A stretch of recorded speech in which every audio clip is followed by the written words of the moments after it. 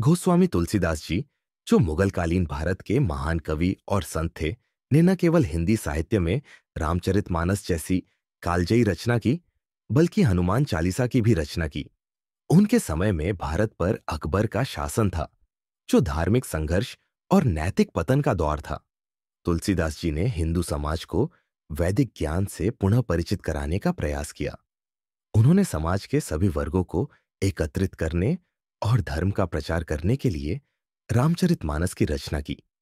यह ग्रंथ विशेष रूप से उत्तरी भारत में काफी लोकप्रिय हुआ और लोगों के दिलो दिमाग को जोड़ने का माध्यम बना।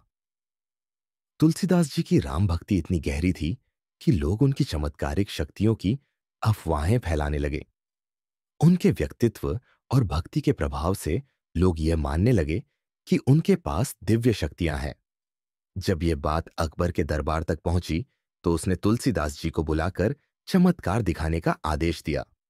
तुलसीदास जी ने स्वयं को मात्र भगवान राम का भक्त बताते हुए चमत्कार करने से इनकार कर दिया।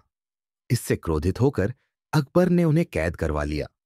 कैद के दौरान तुलसीदास जी ने अपनी भक्ति में लीन होकर हनुमान चालीसा की रचना की। यह चालीसा 40 छंदों में विभाजित है और इसकी रचना भगवान हनुमान के दिव्य गुणों और पराक्रम की स्तुति करते हुए की गई।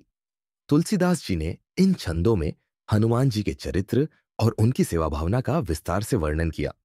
उन्होंने हनुमान जी के बल, बुद्धि, विद्या और भक्ति को सराहा और उनके गुणों का गुणगान किया। कहा जाता है कि तुलसीदास जी ने 40 दिनों तक जेल में रहते हुए एक एक दिन में चालीसा की एक एक छंद लिखी। 40वें दिन जब हनुमान चालीसा पूरी हुई, तब एक अद्भुत घटना घटी। बंदरों की एक विशाल सेना ने अकबर के दरबार और पूरे शहर पर हमला कर दिया और उत्पात मचाने लगे। बंदर रुकने का नाम नहीं ले रहे थे और हर कोई इस समस्या का समाधान करने में असमर्थ था। तब किसी ने अकबर को बताया कि यह सब तुलसीदास जी की भक्ति और प्रार्थनाओं का परिणाम है। अकबर ने समझा कि यह घटना उनके द्वारा तुलसीदास जी को कैद करने के कारण हुई है।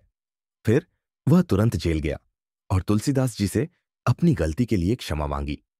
इसके बाद हनुमान जी की कृपा से बंदरों का उत्पात रुक गया और वे वहां से चले गए। तुलसीदास जी की भक्ति और हनुमान चालीसा की शक्ति ने कलयुग में भी असंख्य लोगों को प्रेरित किया है। हनुमान चालीसा को एक शक्तिशाली आध्यात्मिक साधन माना गया, जिससे मानसिक शांति और ईश्वरीय कृपा प्राप्त होती है। सनातन धर्म से जुड़ी और भी पौराणिक कथाओं को जानने के लिए, साथ ही हमारा उत्साह बढ़ाने के लिए इस वीडियो को लाइक करें और हमारे चैनल द सनातन स्टोरीज को सब्सक्राइब जरूर करें।